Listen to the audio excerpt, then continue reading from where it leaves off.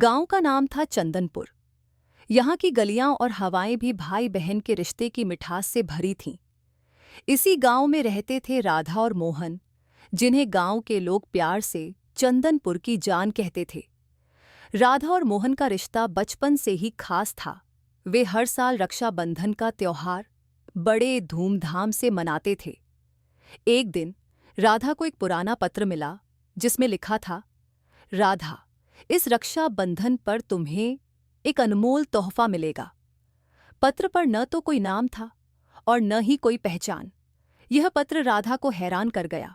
उसने मोहन को यह बात बताई और दोनों ने मिलकर यह जानने का निर्णय लिया कि यह पत्र किसने भेजा है। जैसे जैसे रक्षाबंधन का दिन नजदीक आ रहा था, राधा और मोहन की उत्सुकता बढ़ती जा रही थी। उन्होंने गांव के बुजुर्गों से भी इस बारे में बात की, पर किसी को भी इस पत्र का राज नहीं पता था। एक दिन राधा को अपने दादाजी की पुरानी डायरी मिली। उसमें एक किस्सा लिखा था, जिसमें एक रहस्यमयी खजाने का जिक्र था। राधा और मोहन ने तय किया कि वे इस खजाने की खोज करेंगे। उन्होंने डायरी में मिले संकेतों का पालन किया और गांव के बाहर स्थित पुराने मंदिर की ओर बढ़े। मंदिर के पास उन्हें एक गुफा मिली। गुफा के अंदर जाते ही उन्हें एक ताले से बंद दरवाजा मिला।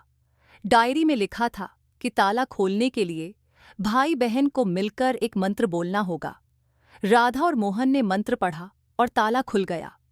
दरवाजा खुलते ही उन्हें एक चमकता हुआ बक्सा दिखाई दिया। बक्से के अंदर एक सुंदर राखी और एक पत्र था। पत्र में लिखा था, यह राखी देवताओं द्वारा बनाई गई है और इसे बांधने से भाई बहन का रिश्ता अटूट हो जाएगा। राधा ने मोहन को राखी बांधी और मोहन ने वचन दिया कि वह हमेशा राधा की रक्षा करेगा। तभी वहां एक रोशनी प्रकट हुई और एक वृद्ध व्यक्ति प्रकट हुए। उन्होंने कहा, मैं तुम्हारे पूर्वज हूं। यह खजाना तुम्हारे लिए ही था। इस राखी की शक्ति से तुम्हारा रिश्ता और भी मजबूत हो जाएगा। राधा और मोहन ने उस दिन को अपनी जिंदगी का सबसे खास दिन माना। उन्होंने समझा कि यह रक्षाबंधन सिर्फ एक त्योहार नहीं बल्कि एक भावना है, जो भाई बहन के रिश्ते को और भी मजबूत बनाती है। रक्षाबंधन का दिन आया और पूरे गांव में धूमधाम से मनाया गया। राधा और मोहन ने अपनी खोज की कहानी गांव वालों को सुनाई और सबने उनकी हिम्मत की प्रशंसा की। अब हर साल जब भी रक्षाबंधन आता, राधा और मोहन उस खजाने की राखी को विशेष रूप से पहनते और अपने रिश्ते को और भी गहरा करते। समय बीतता गया और राधा और मोहन का रिश्ता और भी मजबूत होता गया। उन्होंने अपने बच्चों को भी यह कहानी सुनाई और सिखाया कि रक्षाबंधन का त्योहार सिर्फ एक धागे का बंधन नहीं है, बल्कि एक वादा है जो जीवन भर निभाना होता है। इस तरह चंदनपुर की गलियों में राधा और मोहन की कहानी एक मिसाल बन गई।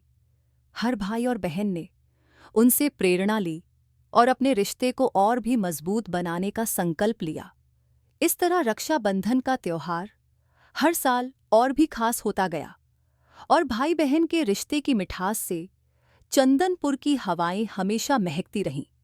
एक समय की बात है, एक छोटे से गांव में एक भाई बहन रहते थे, जिनका नाम रोहन और राधा था। रोहन बड़ा भाई था और राधा उसकी प्यारी छोटी बहन। दोनों का रिश्ता बहुत ही मजबूत और प्रेमपूर्ण था।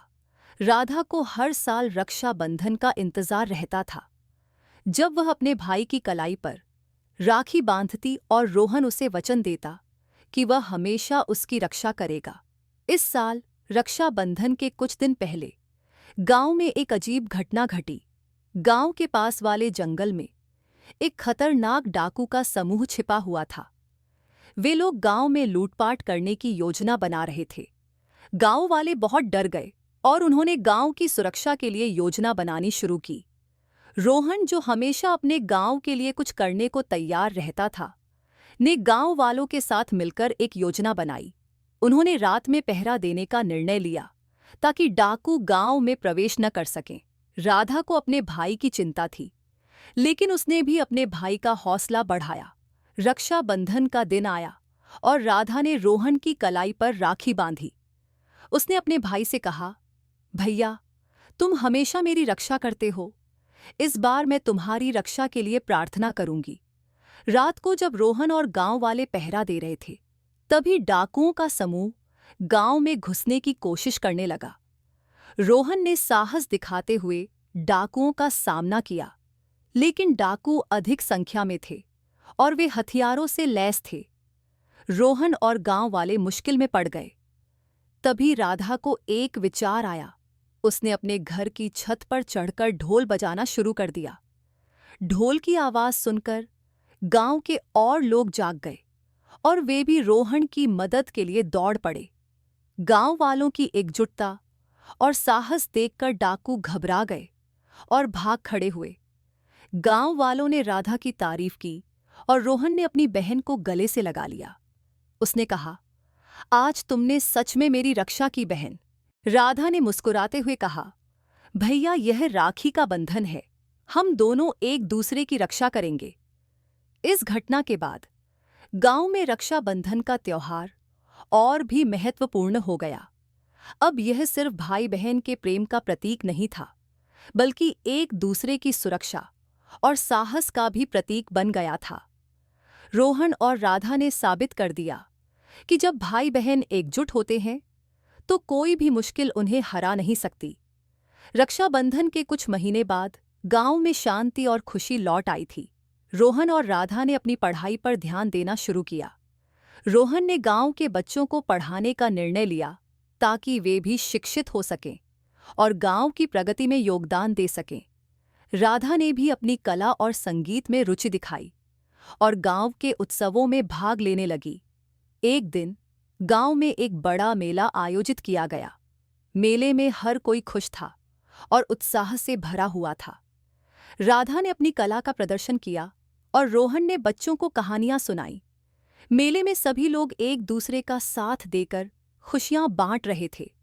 गांव के सरपंच ने रोहन और राधा को मंच पर बुलाया और उनकी बहादुरी और एकजुटता के लिए उन्हें सम्मानित किया।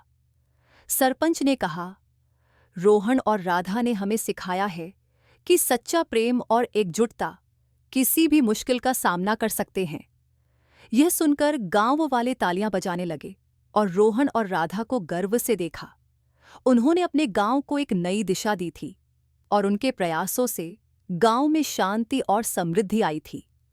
रक्षाबंधन का त्योहार अब सिर्फ एक दिन का नहीं रहा, बल्कि यह पूरे साल भर मनाया जाने वाला एक अनोखा बंधन बन गया। रोहन और राधा की कहानी ने गांव वालों को यह सिखाया कि भाई बहन का रिश्ता सबसे मजबूत और अनमोल होता है। और इस तरह रोहन और राधा ने अपने प्रेम और साहस से गांव को एक नई दिशा दी और रक्षाबंधन के अद्भुत बंधन को हमेशा के लिए यादगार बना दिया।